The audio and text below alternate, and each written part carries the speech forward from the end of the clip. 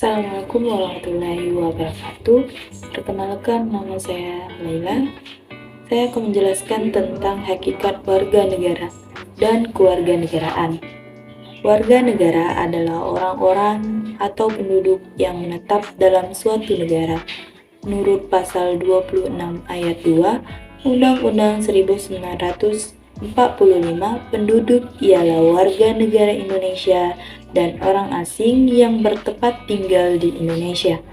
Menurut pasal 26 ayat 1, warga negara ialah orang-orang bangsa Indonesia asli dan orang-orang bangsa lain yang disahkan dengan undang-undang sebagai warga negara. Menurut Undang-Undang Nomor 62 Tahun 1958 tentang Kewarganegaraan Indonesia, warga negara Republik Indonesia adalah orang-orang yang berdasarkan perundang-undangan yang berlaku sejak proklamasi 17 Agustus 1945 sudah menjadi warga negara Republik Indonesia. Warga negara dalam suatu negara berarti anggota dari negara itu yang merupakan pendukung dan penanggung-jawaban terhadap kemajuan dan kemunduran suatu negara. Sebelum negara menentukan siapa yang menjadi warga negara terlebih dahulu, negara harus mengakui bahwa setiap orang berhak memiliki kewarganegaraan, memiliki tempat tinggal di wilayah negara, dan meninggalkan serta berhak kembali sebagaimana dinyatakan oleh pasal 28E ayat 1 Undang-Undang 1945. Assalamualaikum warahmatullahi wabarakatuh. Perkenalkan, nama saya Gia Andini. Saya akan melanjutkan penjelasan dari teman saya. Hak asasi manusia. Perjuangan menegakkan hak asasi manusia terjadi di dunia barat. John Locke, seorang filsuf Inggris pada abad ke-17, yang pertama kali merumuskan adanya hak alamiah atau natural rights yang melekat pada diri manusia, yaitu hak atas hidup, hak kebebasan, dan hak milik. Perkembangan selanjutnya ditandai dengan adanya 3 peristiwa penting yang terjadi di dunia barat, yaitu sebagai berikut. 1. Magna Carta, piagam perjanjian antara Raja John dari Inggris dengan para bangsawan. Isinya adalah pemberian jaminan beberapa hak oleh raja kepada para bangsawan beserta keturunannya, seperti hak untuk tidak dipenjarakan tanpa adanya pemeriksaan pengadilan. 2. Revolusi Amerika, peperangan kemerdekaan rakyat Amerika Serikat melawan penjajahan Inggris disebut Revolusi Amerika.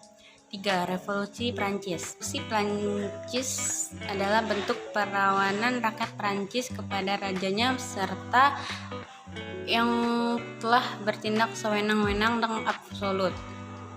Assalamualaikum warahmatullahi wabarakatuh. Perkenalkan, nama saya Fidelza. Saya akan melanjutkan penjelasan dari teman saya. Hak dan kewajiban warga negara Indonesia. 1. Hak warga negara menurut Undang-Undang Dasar 1945, hak yang dimaksud adalah suatu yang harus diperoleh oleh warga negara setelah melaksanakan segala sesuatu yang menjadi kewajibannya sebagai warga negara. Hak dan kewajiban warga negara ditetapkan dalam Undang-Undang Dasar 1945 dalam pasal 27 sampai 34. 2. Kewajiban warga negara menurut Undang-Undang Dasar 1945 setelah memperoleh hak dari negara tertentu, terdapat pula kewajiban warga negara terhadap negara. Adapun kewajiban tersebut sebagai berikut.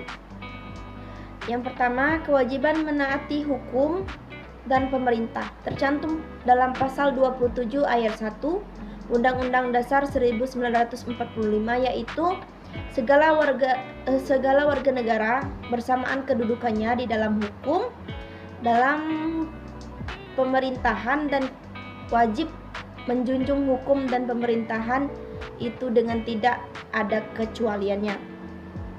Yang kedua, kewajiban membela negara tercantum dalam pasal 27 ayat 3, yaitu setiap warga negara berhak dan wajib ikut serta dalam upaya pembelaan negara.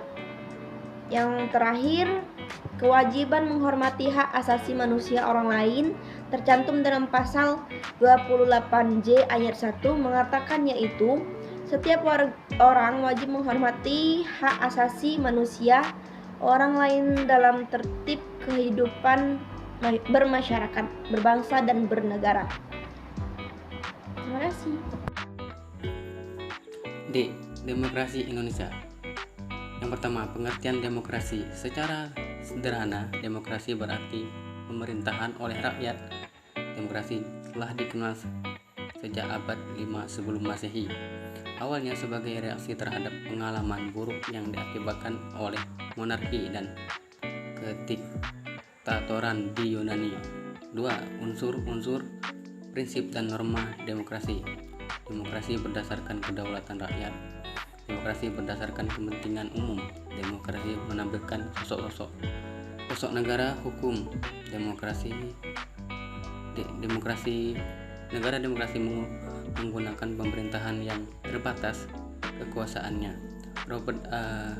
Dahl menemukan bahwa dalam budaya demokrasi terdapat 3 prinsip utama, yaitu sebagai berikut.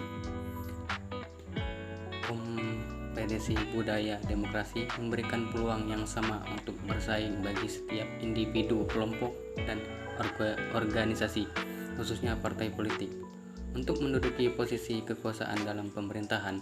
Norma-norma menyelesaikan perselisihan dengan damai dan secara melembaga, menjamin terselenggaranya perubahan secara damai dalam suatu masyarakat yang sedang berubah, menyelenggarakan pergantian pemimpinan secara teratur. Yang ketiga, jenis demokrasi berdasarkan cara menyampaikan pendapat. Demokrasi terbagi atas 3 jenis. Yang pertama, demokrasi langsung. Dalam demokrasi langsung, rakyat diikut sertakan dalam proses pengambilan keputusan untuk menjalankan kebijakan pemerintahan. Yang kedua, demokrasi tidak langsung atau demokrasi perwakilan. Dalam demokrasi ini dijalankan oleh rakyat melalui wakil rakyat yang dipilihnya melalui pemilu. Rakyat memilih wakilnya untuk membuat keputusan politik. Aspirasi rakyat disalurkan melalui wakil-wakil rakyat yang duduk di lembaga perwakilan rakyat. Dan yang ketiga, demokrasi perwakilan. Dengan sistem pengawasan langsung dari rakyat, demokrasi ini merupakan campuran antara demokrasi langsung dan demokrasi perwakilan rakyat. Memilih wakilnya untuk duduk di dalam lembaga perwakilan rakyat, tetapi wakil rakyat dalam menjalankan tugasnya diawasi rakyat melalui referendum dan inisiatif rakyat. Sejarah perkembangan demokrasi. Konsep demokrasi telah ada sekitar abad ke-5 sebelum Masehi dalam tradisi pemikiran Yunani yang berhubungan dengan negara dan hukum. Demokrasi Yunani kuno berakhir pada abad pertengahan yang ditandai dengan berubahnya masyarakat Yunani menjadi masyarakat feodal, di mana keagamaan terpusat pada paus dan pejabat agama, dengan kehidupan politik ditandai oleh perubahan kekuasaan di kalangan para bangsawan. Demokrasi Indonesia menganut demokrasi berdasarkan Pancasila yang masih terus berkembang. Sifat dan ciri-cirinya terdapat berbagai tafsiran dan pandangan. Demokrasi periode 1945-1959 disebut dengan demokrasi parlementer. Demokrasi periode 1959-1965 disebut dengan demokrasi terpimpin. Demokrasi periode 1965-1998 merupakan era Orde Baru. Demokrasi periode 1998 sampai sekarang dikenal dengan era reformasi. Tantangan terhadap demokrasi Indonesia. Sejumlah permasalahan yang sempat muncul di berbagai media jejaring sosial tentang pelemahan praktik demokrasi di Indonesia adalah buruknya kinerja lembaga perwakilan dan partai politik, krisis partisipasi politik rakyat, munculnya penguasa di dalam demokrasi, dan demokrasi saat ini membuang kedaulatan rakyat.